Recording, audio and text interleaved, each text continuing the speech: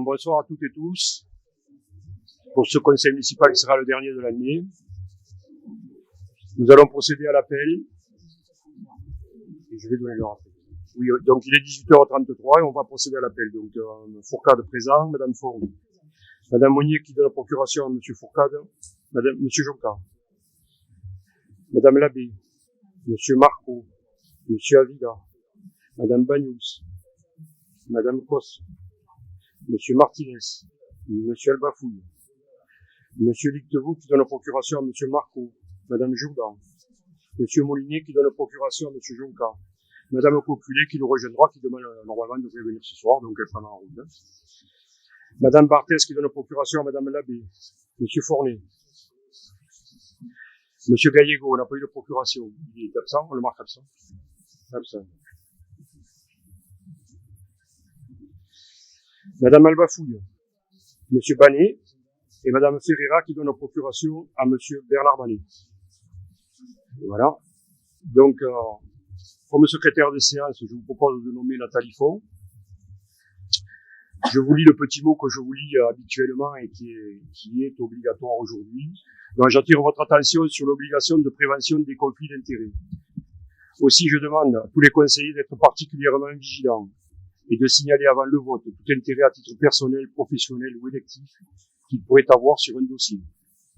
Je pense notamment aux élus qui siègent dans les organismes publics ou privés, objets de certaines délibérations, mais également à tout intérêt personnel ou professionnel. Dans ce cas, le déport sera nécessaire, c'est-à-dire que les élus concernés devront quitter la salle et ne pas participer au débat et au vote. Donc vous quittez la salle et pas besoin de sortir, si c'est le cas. Donc, nous allons ouvrir le dossier, les premiers dossiers du Conseil. L'approbation du dossier 1, donc c'est l'approbation du procès verbal de la séance du 5 octobre 2023. Y a-t-il des nécessités de précision?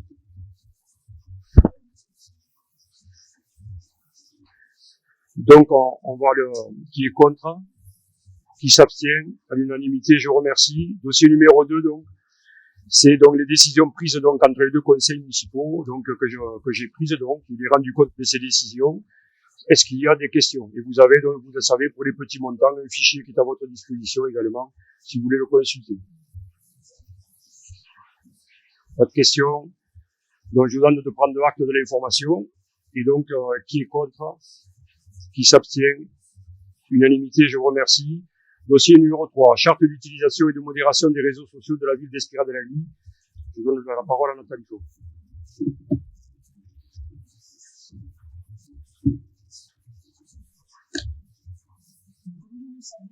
Comme la plupart des autres collectivités locales, utilisent les réseaux sociaux, donc Facebook, Instagram, etc., pour sa communication institutionnelle.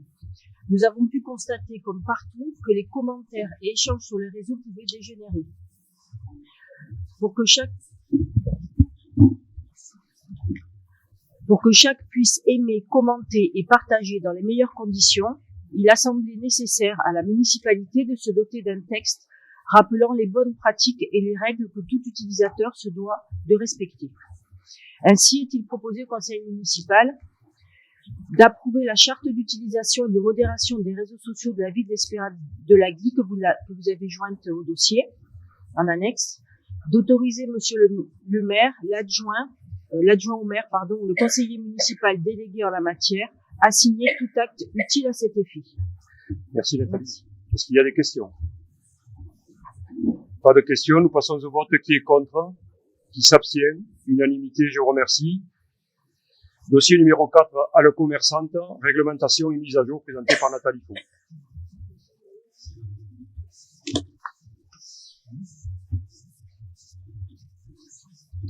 Nous sommes heureux de voir la halle fonctionner. Donc j'en profite d'ailleurs pour annoncer officiellement l'arrivée d'un nouveau commerçant, donc les Cahiers, qui remplace la fromagerie et dont nous nous félicitons d'ouverture.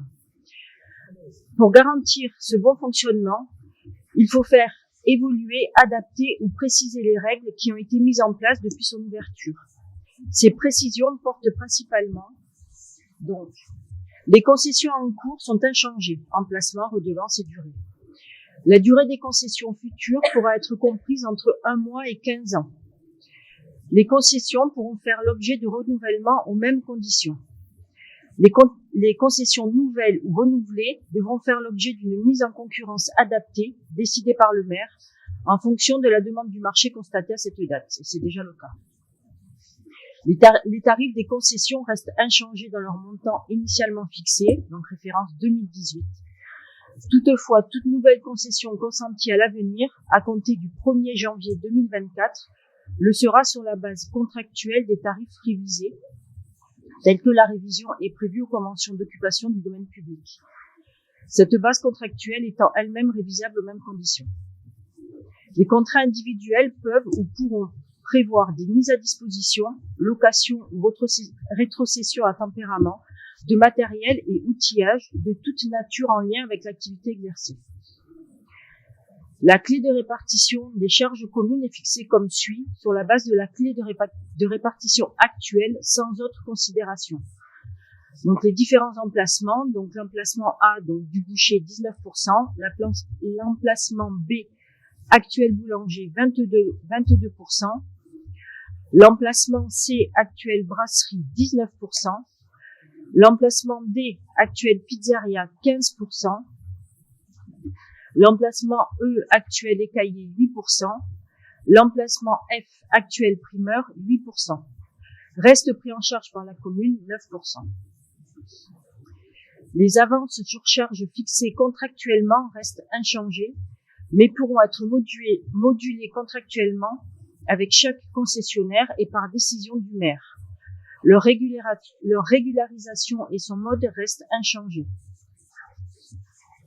Le hall et la salle de restauration de la halle commerçante pourront à tout moment faire l'objet d'événements et animations décidés et organisés par la commune ou décidés et organisés par le collectif des commerçants, après avertissement de la commune par tout moyen, au plus tard une semaine avant l'événement ou l'animation.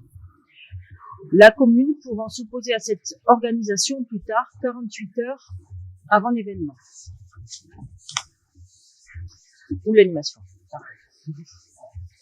Pour des raisons d'ordre public ou de simple bonne gestion de la halle commerçante et par simple information.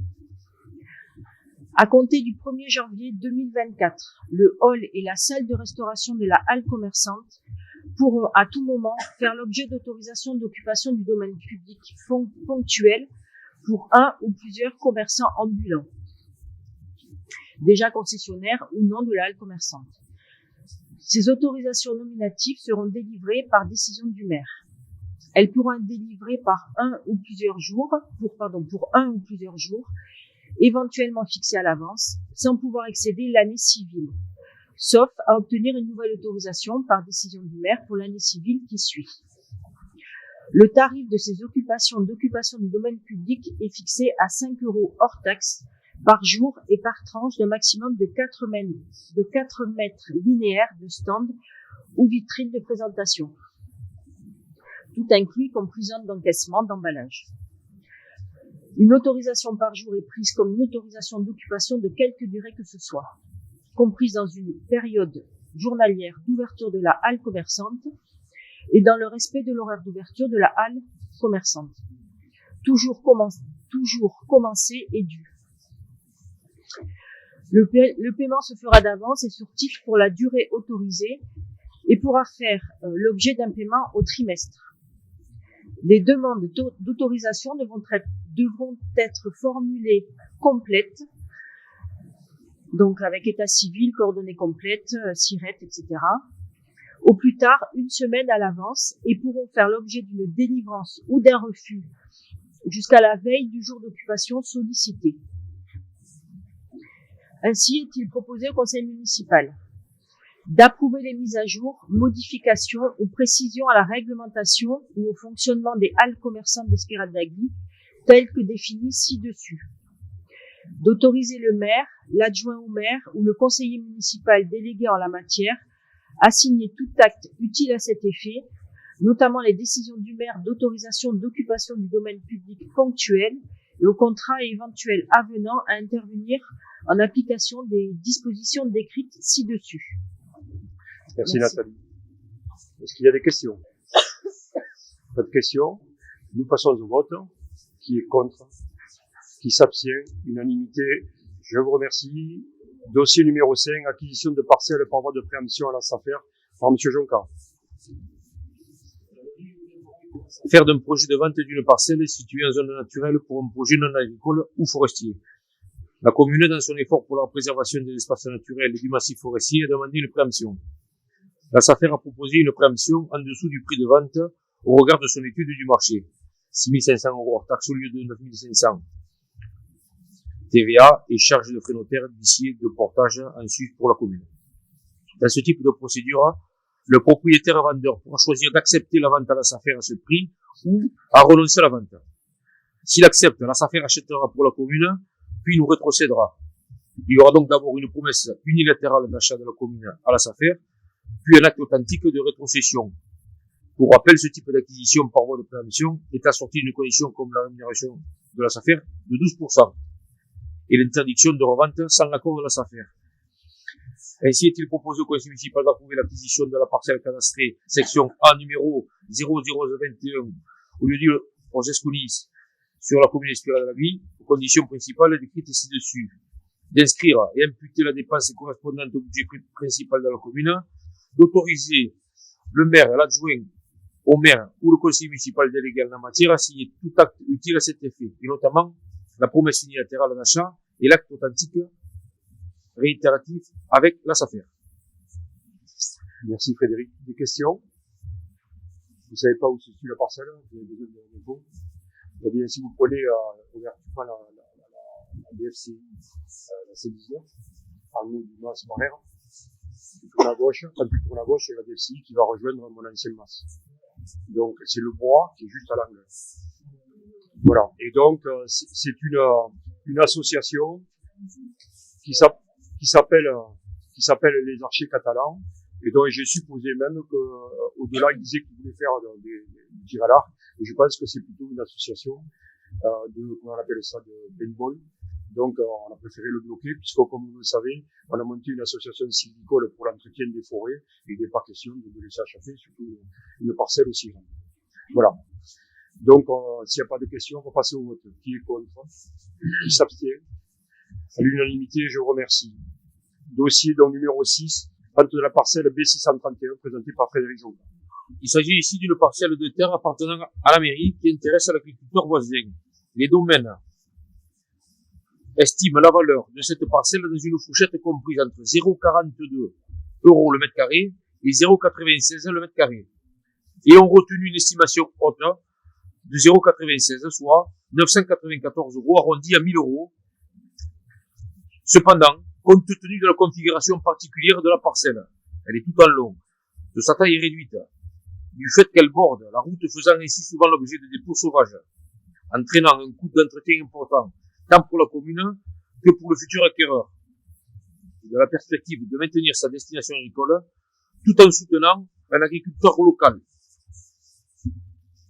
Il a été négocié une valeur de 500 €, soit 48 € le mètre carré, donc inférieur à l'estimation des domaines, 0,48 € le mètre carré, sinon ça faisait un peu cher, donc inférieur à l'estimation des domaines, mais toujours dans la fourchette de l'estimation.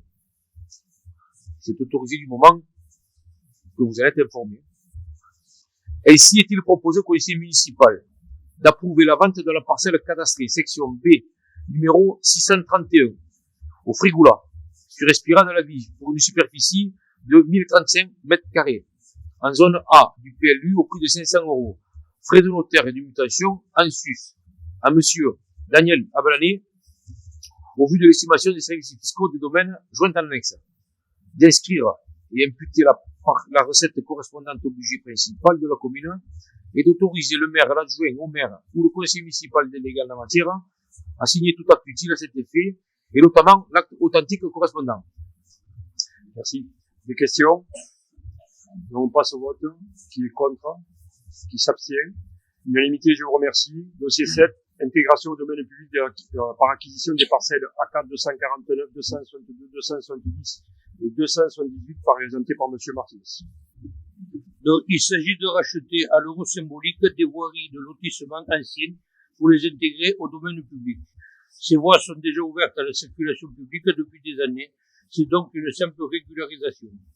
Ainsi est-il proposé au conseil municipal d'approuver l'acquisition à monsieur Henri Favre des parcelles cadastrées section AK numéro 249, 262, 270 et 278 sur la commune d'Espira de la Ville, d'une superficie totale de 3258 mètres carrés à l'euro symbolique, frais de notaire et de mutation à charge du cédant, d'inscrire et d'imputer la dépense correspondante au budget principal de la commune, d'approuver l'intégration des dites parcelles au domaine public de la commune en nature de voie publique et d'autoriser le maire, l'adjoint au maire ou le conseiller municipal délégué en la matière à signer tout acte utile à cet effet et notamment l'acte authentique correspondant.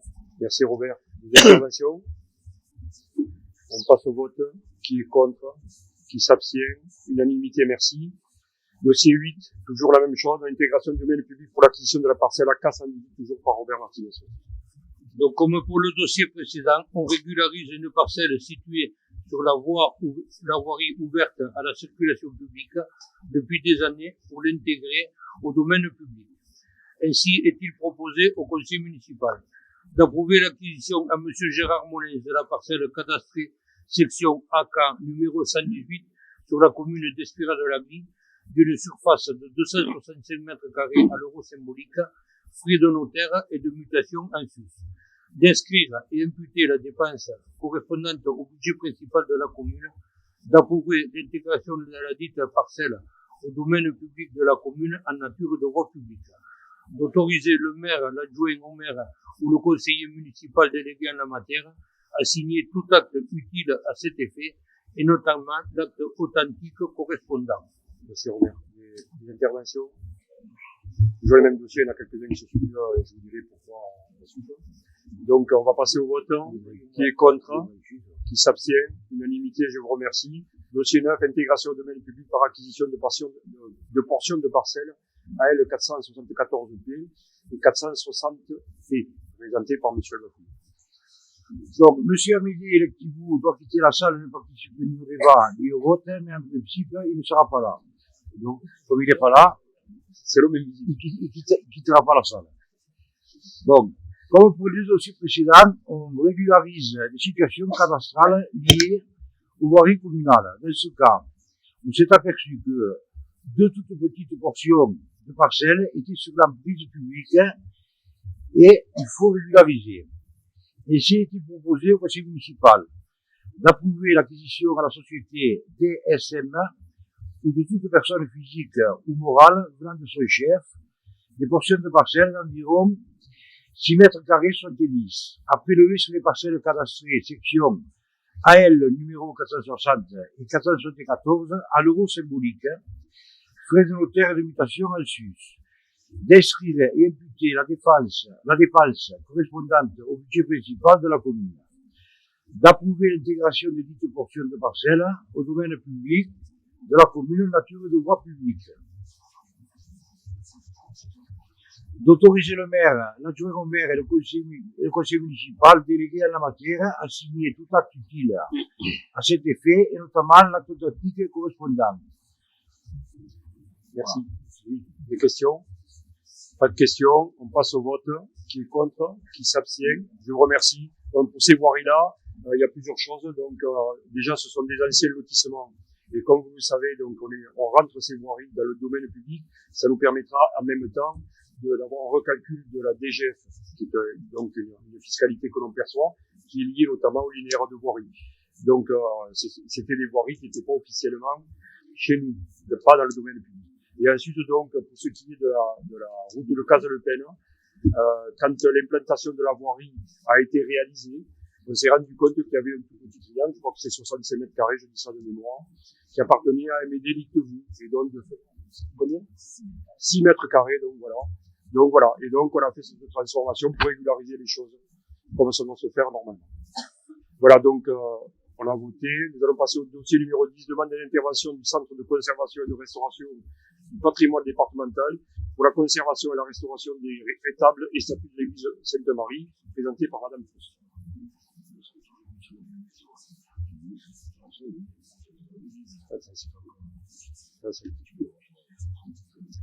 industrielle. La commune a fait faire au Centre départemental de conservation un diagnostic complet des œuvres exposées dans l'église Sainte-Marie pour prévoir leur entretien. Il ressort de ce rapport des préconisations d'intervention qui peuvent être faites par le Centre de conservation départemental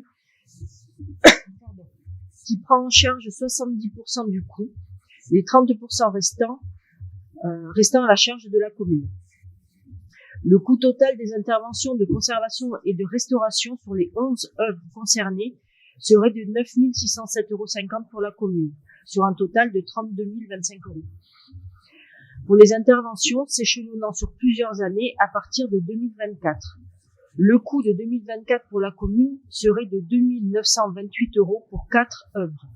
Le détail vous est soumis dans votre dossier et vous pouvez consulter le diagnostic complet si vous le souhaitez. Donc ainsi est-il proposé au conseil municipal d'approuver la demande d'intervention de conservation-restauration des œuvres présentées dans l'église paroissiale Sainte-Marie au Centre de conservation et de restauration du patrimoine du conseil départemental et la participation financière de la commune selon la programmation et le chiffrage décrit, d'inscrire et imputer les dépenses correspondantes au budget principal de la commune, d'autoriser le maire, l'adjoint au maire ou le conseiller municipal délégué en la matière à signer tout acte utile à cet effet. Merci Nathalie. Des questions? Donc là, c'est important. Donc, ce travail de restauration fait par des spécialistes, bien évidemment. Et nous avons également, donc, c'est dans le programme de demandants, ça va être l'année prochaine également. Donc, nous allons lancer donc l'étude donc pour la porte d'entrée et les chapiteaux tout autour, ainsi qu'on a commencé déjà donc la réflexion de la toiture de l'église. Donc, s'il n'y a pas de questions, nous passons au vote. Qui est contre? Qui s'abstient? Unanimité. Je vous remercie. Dossier 11, avenant de reconduction du contrat de cession de droits d'extraction entre Provençal SA et la commune d'Espira-d'Agly, présenté par M. Avila. Vas-y. Depuis 1966, la commune et la société La Provençale, qui est titulaire des autorisations d'extraction, ont passé un contrat de cession de droits d'extraction qui prévoit une redevance à verser à la commune à la tonne de marbre et granulats extraits. L'autorisation actuelle arrivant à échéance en 2034, il est proposé de reconduire ce contrat jusqu'au 31 décembre 2034 par avenant. Outre la durée, l'article 6 du contrat fera l'objet de précisions, notamment l'indice de révision qui a changé depuis. Ainsi est-il proposé au conseil municipal d'approuver la conclusion d'un avenant de prolongation du contrat de cession de droits d'extraction sur des terrains communaux, aux conditions principales décrites jusqu'au 31 décembre 2034, d'inscrire et d'imputer les recettes correspondantes au budget principal de la commune, d'autoriser le maire, l'adjoint au maire ou le conseiller municipal délégué en la matière à signer tout acte utile à cet effet, notamment le dit avenant. Merci. Des questions? Voilà, c'est l'avenant, je pense, enfin, en tous les cas, c'est pas je pense, sur cette autorisation, ça sera le dernier avenant, puisqu'on le fait aller jusqu'au terme de l'autorisation d'extraction actuelle. Il y a donc un premier dossier qui a été déposé il y a 3 ans, qui est allé jusqu'en Conseil d'État, qui a été refusé. Il y a un nouveau dossier qui est dans les tuyaux qui va être redéposé. Il faut savoir quand même, pour une autorisation d'ICPE, il faut à peu près 6-7 ans d'études pour donc la nouvelle exploitation de la Provençale et de l'Omnia, parce qu'ils sont sur le même site d'extraction.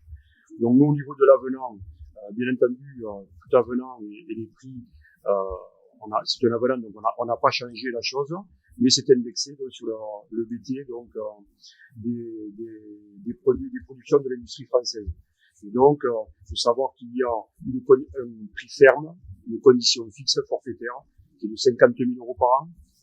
Ensuite, donc, c'était 0,54 € la tonne de carbonate et 0,08 des produits issus du scalpage. C'est-à-dire que on a, par exemple, à 2 mètres sous terre le produit qui va être utilisé en carbonate, le marbre blanc. Et donc, tous les produits au-dessus, nous les payons, qu'ils extraient, que ce soit du stérile ou des granulats, pour le bâtiment, par exemple, ou les travaux publics, et payer 0,08. Et actuellement, le prix que nous encaissons est de 0,67 la tonne, avec l'indexation de 0,54 à 0,67, et le carbonate de 0,8 à 0,10. Donc ça, c'est l'indexation du prix donc, que j'ai cité tout à l'heure. Et donc, cet avenant on le reconduit, c'est celui qui avait déjà été fait par la municipalité précédente, le 10 décembre 2013. Donc on reconduit la même chose pour arriver au terme. Et ensuite, donc, bien évidemment, on verra donc si on a cette autorisation supplémentaire et donc le nouveau contrat qui en ressortira. Voilà. On va passer au vote. Qui est contre? Qui s'abstient? À l'unanimité, je vous remercie. Dossier 12, désaffection de la parcelle Reden Solar, conclusion d'un bail amphithéotique avec la SAS Reden Participation 4, présentée toujours par M. Aguilar. Le conseil municipal s'est déjà prononcé favorablement en 2022 pour consentir un bail amphithéotique de 40 ans à la société Reden Participation 4 pour qu'elle puisse disposer de terrains de compensation environnementale dans son projet de centrale photovoltaïque sur la commune. Le notaire a soulevé une difficulté car le terrain fait partie d'une plus grande parcelle sur laquelle était implantée une ancienne décharge. Afin de sécuriser juridiquement le projet, il convient de déclasser officiellement du domaine public le terrain, qui n'a jamais été concerné par la décharge et issu d'une parcelle qui l'a été. Ainsi est-il proposé au conseil municipal de constater la désaffectation de fait du domaine public de la parcelle cadastrée section D numéro 4924 sur la commune d'Esclérat de la Guide, de déclasser la parcelle cadastrée section D numéro 4924 d'approuver la conclusion d'un bail amphithéotique avec la SAS Reden Participation 4 ou toute autre personne morale venant au droit de cette dernière pour la réalisation du même projet sur cette parcelle pour un montant de redevance annuelle de 3 000 € et une durée de 40 années au vu de l'estimation des domaines jointes en annexe. D'inscrire et d'imputer les recettes correspondantes au budget principal de la commune, d'autoriser le maire, l'adjoint au maire ou le conseiller municipal délégué en la matière à signer tout acte utile à cet effet, notamment le bail en la forme d'actif. Merci. Alors, des petites précisions. Jérémy, tu montres le côté droit. Voilà. Ça, si vous voulez, vous savez, donc on a deux anciennes décharges. La décharge numéro 1 qui a jamais été réhabilitée et la décharge numéro 2 qui a été réhabilitée. La décharge numéro 2 réhabilitée, elle est donc avec un périmètre, avec un grillage. Et il y a un suivi donc annuel qui s'y fait dessus. Donc là, actuellement, ce qu'on a fait de cette parcelle, la délimitation que vous voyez, c'est le grillage. Pourquoi? Parce que donc à l'origine, donc elle était dans l'arrêté préfectoral, la parcelle dans son entier. Donc on l'a extrait, donc on a fait les deux numéros de parcelle, et c'est la partie gauche qui est donc en mesure compensatoire. Par contre, la décharge numéro 1 qui n'a jamais été réhabilitée, bien entendu, on a analysé donc les lixivières par des piézomètres et on a analysé également donc s'il sortait encore des biogaz, ce qui n'est plus le cas. Par contre, nous avions des déchets affleurants et ça ne nous concerne pas.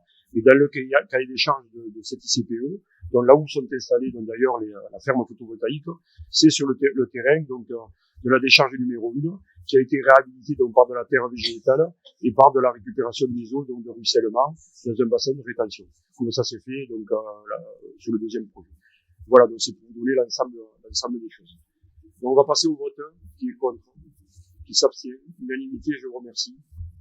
Dossier 13, avenant numéro 3 à la convention de partenariat entre l'agence d'urbanisme catalane et la commune d'Espérance de Guide. Madame Labbé.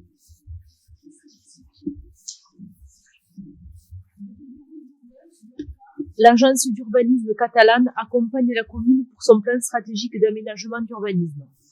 L'an dernier, la convention a été prolongée pour 1 an, mais les objectifs ont été redéfinis afin d'optimiser leur intervention, qui va donc être précisée sur 2024 et doit donc être prolongée. Leur axe de travail se fera sur le devenir du foncier communal en centre-bourg. Il s'agit là d'un véritable outil d'aide à la décision.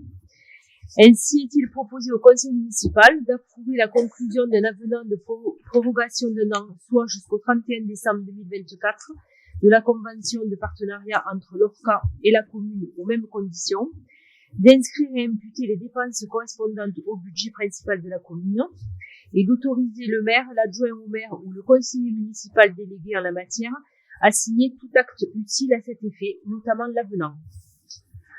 Merci. Des questions? Donc là, c'est comme on le dit, donc c'est un projet qui s'appelle Espira 2040. On y travaille de plusieurs années. Tout ce qui est extérieur, analyse extérieure, terrain naturel, terrain agricole, toutes ces choses-là ont été réalisées. On a réalisé également donc une étude sur le centre ancien de notre commune, parce que comme vous le savez, donc à partir de 2035, on sera frappé par le ZAN, donc 50% de moyenne d'artificialisation, et en 2050, 100%. De fait, il faudra travailler essentiellement sur la zone du Nord, c'est la raison pour laquelle on a l'étude, donc, un dossier de pas RHI, parce que ce sont des dossiers en portage qui coûtent très cher, et donc voilà, des fonds structurants qui arrivent de l'État là-dessus, mais ça c'est la communauté urbaine qui nous les apporterait. Et donc, on a, comme dans la programmation de campagne, vous le savez, on a la réalisation d'un groupe scolaire unique, de maternelle regroupé avec maternelle, primaire, donc, et cantine. De fait, on a demandé donc à cette agence de travailler sur la réflexion d'une réutilisation de ces gros bâtiments communaux en centre ancien, pour regarder donc quelle destination future, bien entendu. Ce ne sont que des idées parce qu'ils font beaucoup de choses donc là-dessus, dans le département et dans l'Aude aussi. Et donc ça nous permettra d'avoir un axe de réflexion pour regarder après tous ensemble ce qu'on veut y faire dans le village ou pas. D'ailleurs, donc je fais pas d'avance d'annonce, mais dans le courant des 6 mois donc de la rentrée, nous aurons par groupe de travail, donc on a commencé déjà avec les agriculteurs, une étude de réflexion justement par rapport à toute cette analyse de cas, de partager ça ensemble et de regarder donc comment ce qu'on veut faire dans notre village ou pas. Voilà. Donc on va passer au vote. Qui est contre? Qui s'abstient? Unanimité, je vous remercie. Dossier 14. Donc présenté par Madame Labbé, participation financière TIS à la commune de Saint-Estève pour l'année 2022 et 2023. Un enfant d'Espira de la Guie a été scolarisé sur Saint-Estève avec l'accord de la commune. Il convient donc, bien évidemment, de verser à la commune de Saint-Estève le montant de la participation financière que cette dernière a fixé pour cette scolarisation. Ainsi, est-il proposé au conseil municipal d'autoriser le versement d'une participation financière de 670 € à la commune de Saint-Estève pour un enfant de la commune scolarisé à Saint-Estève sur l'année scolaire 2022-2023, d'inscrire et imputer la dépense correspondante au budget principal de la commune et d'autoriser le maire, l'adjoint au maire ou le conseiller municipal délégué en la matière à signer tout acte utile à cet effet. Merci. Des questions? Pas de questions, nous passons au vote. Qui est contre? Qui s'abstient? Unanimité, merci. Dossier 15, mise à jour du tableau des effectifs présenté par Madame Fauve. Tu l'as coupé? Appuie dessus déjà. D'accord. C'est bon? Ouais. C'est le 15. Tableau des effectifs. Comme à plusieurs reprises dans l'année, donc le tableau des effectifs est remis à jour pour correspondre au plus près aux effectifs réels, tout en permettant des évolutions à court terme. Donc aujourd'hui, les services étant stabilisés, ce sont des suppressions de postes qui sont proposées. Postes ouverts, donc on ouvre ces postes au cas où les besoins de recrutement l'auraient rendu nécessaire. Évidemment, ce sont des postes non pourvus qui sont supprimés. Les agents actuels restent en place. Vous avez donc les détails dans le rapport. Ainsi est-il proposé au conseil municipal d'approuver les suppressions des postes proposés, d'approuver en conséquence la modification du tableau des effectifs de la commune tel que présenté, d'autoriser le maire, l'adjoint au maire ou le conseiller municipal délégué en la matière à signer tout acte utile à cet effet. Merci Nathalie. Des questions? Nous pouvons passer au vote donc. Qui est contre? Qui s'abstient? Unanimité, je vous remercie. Dossier 16. Prime pouvoir d'achat pour le personnel communal que je vais vous présenter. Le gouvernement a mis en place une prime de pouvoir d'achat pour les fonctionnaires pour pallier en urgence à l'inflation qui impacte évidemment nos agents. Cette prime, à ce jour exceptionnel, a été transposée par décret au mois d'octobre. Le gouvernement fait ainsi porter aux collectivités la responsabilité financière et morale du soutien aux fonctionnaires les plus modestes. Notre commune souhaite montrer son soutien aux agents frappés, comme le reste de la population, de plein fouet par la crise inflationniste que nous connaissons. La mise en place de cette prime est donc proposée, mais en la limitant à 70% de son montant maximum, pour ne pas hypothéquer l'avenir des finances de la commune. Comme vous pouvez le constater dans le tableau qui vous est joint, le montant de cette prime dépend de la rémunération des agents et concerne donc en priorité les agents les plus modestes. Il s'agit d'un geste important pour nous. Ainsi, il est proposé au conseil municipal d'approuver le versement de la prime de pouvoir d'achat exceptionnel aux agents remplissant les conditions réglementaires en un versement unique avant le 30 juin 2024 d'un montant fixé dans le tableau qui vous est présenté. D'inscrire et imputer la dépense correspondante au budget principal 2024 de la commune. D'autoriser le maire, l'adjoint au maire Et le conseil municipal délégué à la matière a signé tout acte utile à cet effet. Est-ce qu'il y a des questions? Donc pas de questions, nous passons au vote. Qui est contre? Qui s'abstient? Je vous remercie. Dossier 17, don au Téléthon, par Madame Font.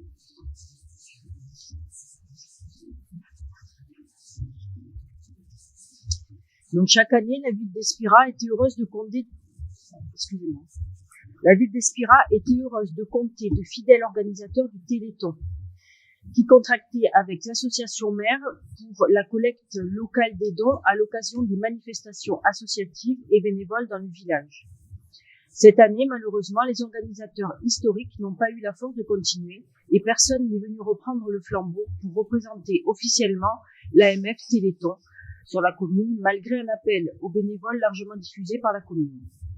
Aussi, le Téléthon 2023, organisé nationalement le 8 et 9 décembre 2023, n'a pas été réellement organisé sur Espira d'Agui. Il faut toutefois saluer les associations locales comme Espira Danse, l'Atelier des chansons et Tom Jim, qui ont malgré tout répondu présentes pour récolter des fonds et organiser, le 25 novembre 2023, un beau spectacle chanté et dansé avec une vente de gâteaux dans la salle municipale Jean Caïron, dont les bénéfices seront reversés à l'AMF Téléthon. L'association de Belote a organisé un tournoi le 5 décembre au profit de cette cause. L'association d'El Raparou y a dédié un de ses traditionnels lotos. Elles en sont vivement remerciées. La municipalité s'est toujours tenue aux côtés des organisateurs en encourageant l'initiative citoyenne et humaine que représente le Téléthon et en participant à l'organisation. C'est pourquoi cette année, malgré l'absence de volontaires pour s'engager à tenir le bureau centralisateur, nous avons souhaité maintenir le soutien à cette cause et faire un don symbolique à l'AMF Téléthon, tout en espérant que dès l'année prochaine, quelqu'un reprendra le flambeau pour se synchroniser avec l'événement national. La municipalité mettra tout en œuvre pour encourager ce nouvel élan et espère pouvoir soutenir directement ceux qui feront revivre le Téléthon à Espira d'Agui. Ainsi est-il proposé au conseil municipal d'approuver le versement d'une subvention exceptionnelle de 300 € à l'AMF Téléthon, d'inscrire et imputer la dépense correspondante au budget principal de la commune, d'autoriser le maire, l'adjoint au maire ou le conseiller municipal délégué en la matière à signer tout acte utile à cet effet. Merci. Merci. Des questions? Oui? Attends. Vas-y. Alors, effectivement, l'école Jean Alliot d'Espira participe au Téléthon depuis des années en faisant une course. Donc, nous l'avons fait cette année, et d'habitude, c'est vrai que nous avions un interlocuteur. Donc là, on va se retrouver avec les enfants, donc c'est un système de parrainage un peu difficile à expliquer, qui nous ramène l'argent.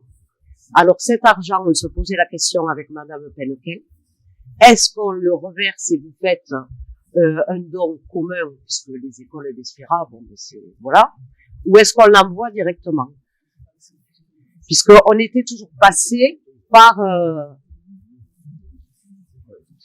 En fait, la particularité, c'est que nous, mairie, on ne peut pas avoir un numéro affilié. D'accord. D'accord. Donc c'est la raison pour laquelle, donc quand on a su que l'ancien bureau, on va dire, ne souhaitait pas continuer, on a donc informé toutes les associations en leur demandant si elles voulaient pas bien reprendre. On a eu pas de retour.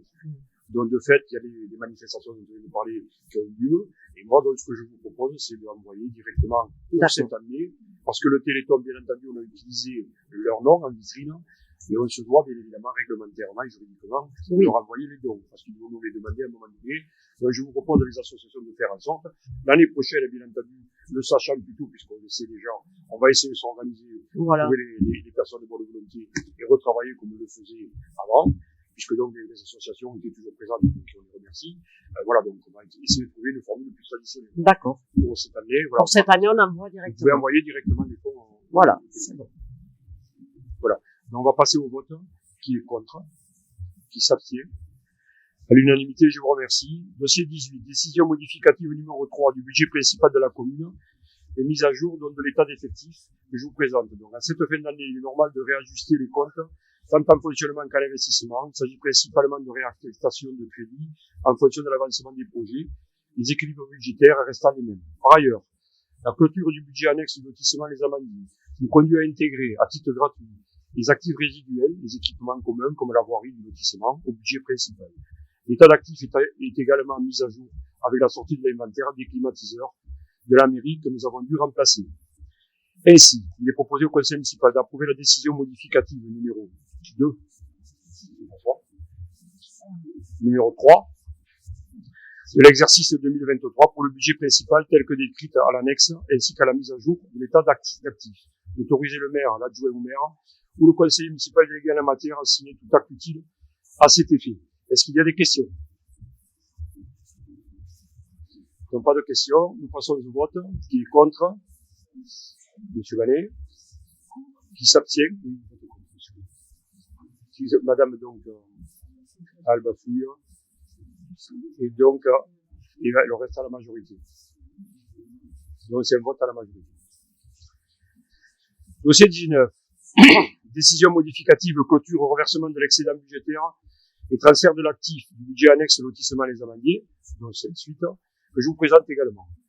Le lotissement objet de ce budget annexe est aujourd'hui terminé et commercialisé en totalité.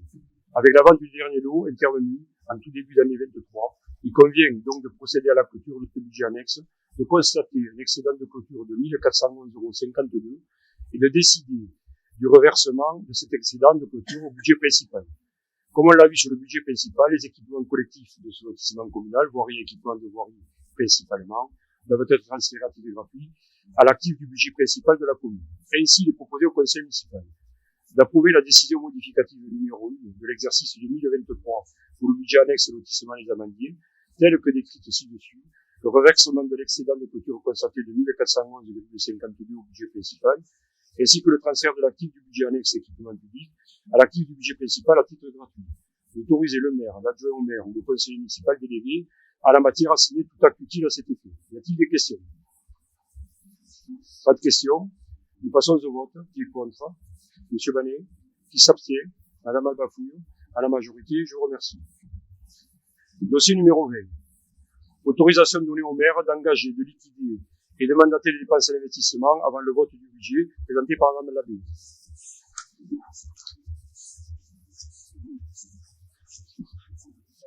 Mais donc, et comme dans la plupart des collectivités, nous sommes amenés à prendre une délibération pour autoriser le maire à réaliser des dépenses d'investissement en début d'année, dans l'attente du vote formel du budget, Ceci est essentiel pour ne pas bloquer les opérations que mène la commune et le paiement des fournisseurs. Cette autorisation doit préciser le montant et l'affectation des crédits et les crédits correspondants. Et les crédits correspondants sont inscrits au budget lors de son adoption, dans la limite d'écart des crédits ouverts au budget précédent, donc 2023. C'est l'objet du tableau qui vous est présenté et qui établit cette autorisation à un total de 1 423 107 €. Bien évidemment, les dépenses engagées seront réintégrées au budget dès qu'il sera voté. Ainsi est-il proposé au conseil municipal d'autoriser monsieur le maire à engager, liquider et mandater les dépenses d'investissement 2024 avant le vote du budget communal 2023 dans la limite exposée. Merci. Des questions? Oui, allez-y, monsieur. Je vous le dirai. Allez-y. Attendez, je cherche le... Je vois que il y a des aménagements à l'ancien stade, c'est-à-dire 20 000 €. C'est pour quoi faire? C'est quel dossier, là, monsieur? C'est pas le bon dossier. On est sur le dossier, le 20? Ah oui, pardon. Dossier 20. Le numéro d'opération? Ah, attendez. Non, le stade a 40 000 € et l'ancien stade, 20 000 €. Attendez, je ne trouve plus. 208, voilà. Ça consiste à quoi, ça, monsieur le maire? 108. Voilà. Bravo, ancien stade, tiers, 20 000 €. Voilà. Nous faisons, comme chaque année, au budget, on vote donc des montants que l'on descend directement dans la section d'investissement. D'accord? Et donc, quand on descend ces sections en section d'investissement, on ne peut pas le remonter en fonctionnement. Et pour cela, on crée des opérations qui sont prévues pluriannuelles sur un mandat, des opérations que l'on souhaite faire donc sur l'endroit qui est cité. Et de fait, chaque année, on y abonde un montant. Sur le stade, par exemple, nous avons donc actuellement en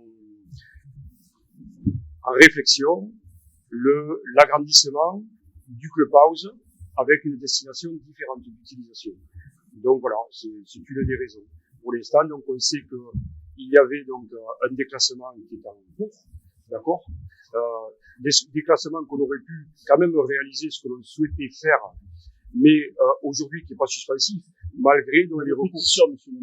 Non, mais j'essaie d'être précis. Vous me posez des questions, j'essaie de vous répondre. Vous enverrez un courrier, c'est sûr, avec l'article que quand il y a une pétition de plus de 10% de la population, il faut que ça soit revoté en conseil municipal. D'accord. Donc je vous l'enverrai à recommander. Ça marche, il faut avoir les 10% de la population. Parce que là, vous noyez le poisson, 20 000 euros, je ne vais pas vous parler du clubhouse, je comprends pas. C'est parce que c'est pas clair l'histoire. Allez-y, pas... continuez, je vous en prie. Ah, je vous remercie, monsieur. Et donc, je disais donc chaque année, on abonde sur les communes d'opération. 20, 25. Ouais, mais il y en a, non, mais c'est pas grave.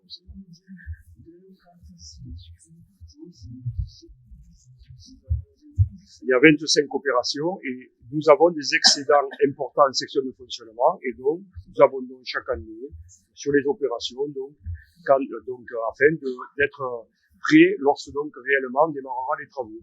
Donc aujourd'hui sur ce point-là, on a un projet, d'accord. Ce projet normalement devrait être donné publiquement dans le courant du premier trimestre 2024. Et donc, à ce moment-là, vous saurez, donc, je vous assure, les montants qui sont abondés pour l'instant ne correspondent pas à ce qui sera fait. Voilà, donc, voilà, monsieur. On va passer au vote. On va passer au vote. Qui s'abstient? Madame Albafouille. Donc, un vote à la majorité.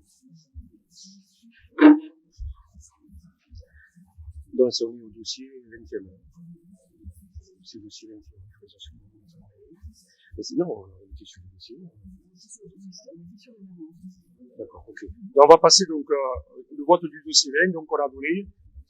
Mais j'ai pas compris la question, parce que la question essentielle, monsieur Vallée, c'est l'autorisation donnée d'engager, de liquider et de mandater les dépenses d'investissement avant le vote du budget. Donc, si vous votez contre, ça veut dire qu'on a arrêté les dépenses d'investissement quand? Le 11 décembre de cette année, on votera le budget au mois d'avril. Dans le temps que ça arrive, ça veut dire que les entreprises qui travaillent du mois de décembre jusqu'au mois de juin, elles n'encaisseront pas. Si vous aviez la majorité. Si vous aviez la majorité.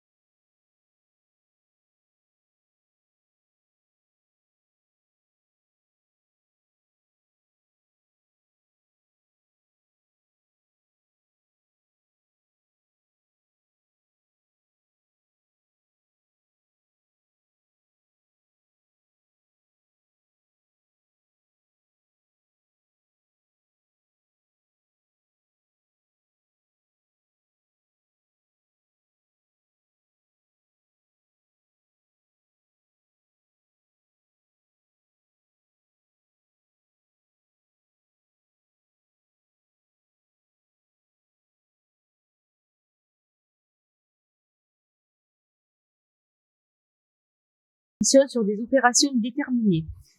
Le fonds de concours 2022 et les reliquats des fonds de concours des années précédentes peuvent être aujourd'hui fléchés sur l'opération d'envergure que nous avons débutée, à savoir l'aménagement des rues Coste et Hoche, avec la création d'un parc urbain et de stationnement et l'embellissement de 3 places. Ce fonds de concours représentera 17,41% du montant total de l'opération, soit 158 484,39 euros sur 910 501,92 euros hors taxes d'investissement prévisionnel. Ainsi est-il proposé au conseil municipal d'approuver la demande d'attribution d'un fonds de concours pour le projet réfection et calibrage de la rue du Docteur Coste, création d'un aménagement entre les rues Hoche et du 4 septembre et embellissement de 3 places, Magnolia, Lila et Camélia, telles que décrites, d'inscrire et imputer la recette correspondante au budget principal de la commune et d'autoriser l'adjoint au maire ou le conseiller municipal délégué en la matière à signer tout acte utile à cet effet, notamment la convention à passer avec Perpignan Méditerranée Métropole pour le versement de ce fonds de concours et les éventuels avenants aux conventions précédentes. Merci. Des questions? Donc nous passons au vote. Qui est contre? Qui s'abstient? Unanimité, je vous remercie. Dossier 23. Transfert de compétences défense extérieure contre l'incendie à Perpignan Méditerranée Métropole, présenté par Monsieur Marco.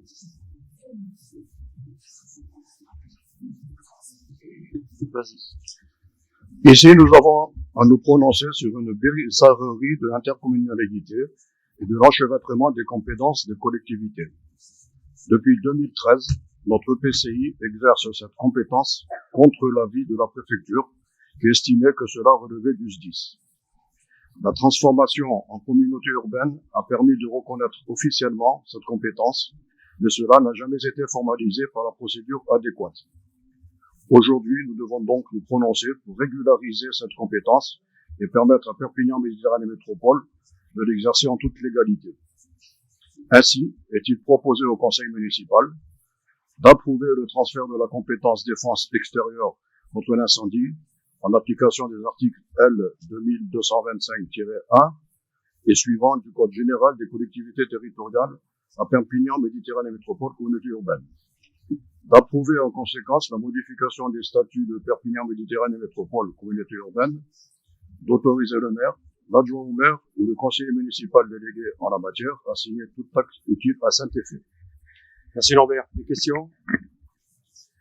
Nous passons au vote. Qui est contre? Qui s'abstient? Unanimité, je vous remercie. Dossier 24. Avis sur la révision libre de l'attribution de compensation de Perpignan Méditerranée Métropole, que nous allons reporter au conseil municipal suivant, parce que donc lors de l'avant-dernier conseil communautaire et celui que nous avons eu hier soir, et entre-temps, bien entendu, dans les jours qui ont suivi, et ce matin encore, donc nous avons reçu une note qui peut-être donc nous permettrait, vous savez, il y a 2 formules de révision, il y a la révision normée et la révision libre.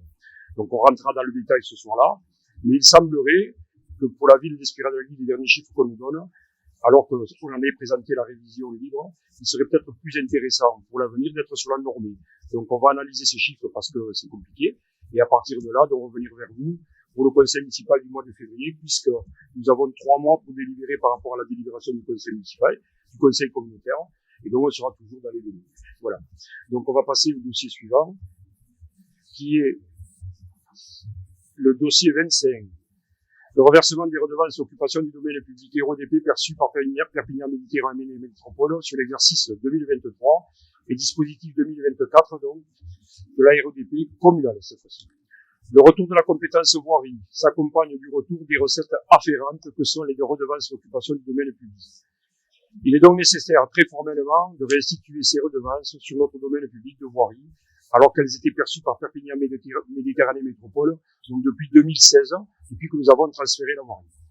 La compétence a été légalement rendue au 1er janvier 2023. Perpignan Méditerranée doit également nous rembourser les redevances qu'elle a perçues pour notre compte pendant cette année de transition. Il sera donc nécessaire de passer une convention de remboursement spécifique avec Perpignan Méditerranée Métropole. Ainsi, il est proposé au conseil municipal d'approuver la conclusion d'une convention de reversement de montant de redevances d'occupation de domaine public, donc RODP, perçue par Perpignan Méditerranée Métropole, en lieu et place de la commune d'Espira-d'Aglis sur les voiries communales en 2023 aux conditions principales décrites ci-dessus, et donc d'instaurer les redevances d'occupation du domaine public permanentes pour les ouvrages de distribution de gaz, pour les ouvrages de transport de gaz, pour les ouvrages provisoires de chantier sur les ouvrages de transport de gaz, pour les ouvrages de distribution et de transport d'électricité, pour les ouvrages de distribution d'électricité, pour les ouvrages d'installation de communication électronique, pour les kilomètres de réseau d'eau potable, pour les kilomètres de réseau d'assainissement collectif, d'inscrire donc et d'imputer les recettes correspondantes au budget principal de la commune, d'autoriser le maire, adjoint au maire, ou le conseil municipal délégué en la matière à signer tout acte utile à cet effet, notamment la convention de reversement des RODP 2023, à passer avec Perpignan Méditerranée Métropole, et le cas échéant, la convention de perception de la communauté urbaine des RODP à compter de 2024. Est-ce qu'il y a des questions? Non, il n'y a pas de questions, nous allons passer au vote. Qui est contre? Qui s'abstient? Unanimité, je vous remercie. Donc, avant de nous quitter, juste donc vous souhaitez à toutes et à tous donc un joyeux Noël, des belles fêtes de fin d'année, et je vous invite à prendre le pot de l'amitié dans la circonstance qui coule une année riche de projets et d'actions municipales. Merci. Il est 19h29.